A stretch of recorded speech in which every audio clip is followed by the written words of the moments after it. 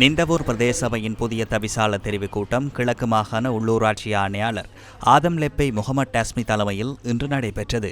13 உறுப்பினர்களை கொண்ட நிந்தவூர் பிரதேச சபையில் அகில இலங்கை மக்கள் காங்கிரசின் 6 உறுப்பினர்களும், ஸ்ரீலங்கா முஸ்லிம் காங்கிரசின் 4 உறுப்பினர்களும், தேசிய மக்கள் சக்தியின் 2 உறுப்பினர்களும், ஐக்கிய மக்கள் சக்தியின் 1 உறுப்பினரும் அங்கம் வகிக்கின்றனர். இன்றைய அமர்வில் அகில இலங்கை மக்கள் காங்கிரசின் 6 உறுப்பினர்களும், ஸ்ரீலங்கா முஸ்லிம் காங்கிரசின் 1 உறுப்பினரும் பங்கேற்றனர்.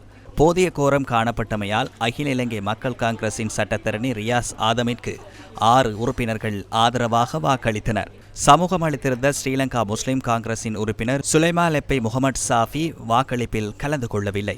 இதனையடுத்து சபையின் தவிசாளராக அகில இலங்கை மக்கள் காங்கிரசின் உறுப்பினர் சட்டத்தரணி ரியாஸ் ஆதம் தெரிவு செய்யப்பட்டுள்ளார்.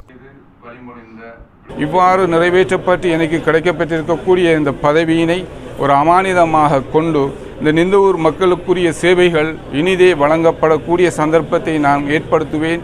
என்னோடு சேர்ந்திருக்கக்கூடிய இந்த 13 பிரதேச சபை கௌரவ உறுப்பினர்கள் இருக்கின்றார்கள்.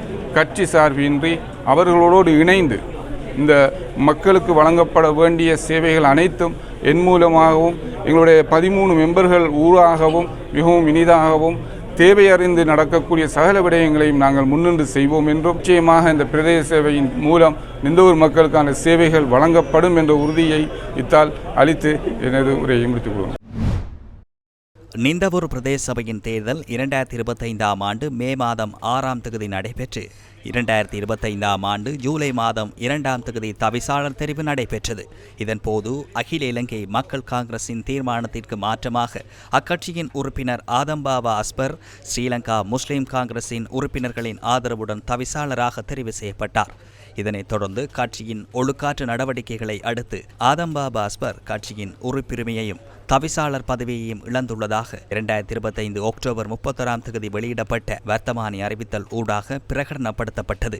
இதனைத் தொடர்ந்து புதிய தவிசாளர் தெரிவுக்கான கூட்டங்கள் 2025 நவம்பர் மாதம் 21ஆம் தேதி மற்றும் 2025 டிசம்பர் மாதம் 5ஆம் தேதி ஆகிய திகதிகளில் நடைபெற்றதுடன் இதன்போது போதிய கோரமின்மையால் தவிசாளர் தெரிவு இடம்பெறவில்லை. கடந்த பிப்ரவரி 25ஆம் தேதி அரச வர்த்தமானி அறிவித்தலுக்கமைய தவிசாளர் தெரிவுக்கான கூட்டம் இன்று நடைபெற்ற போதே புதிய தவிசாளர் தெரிவு செய்யப்பட்டார்.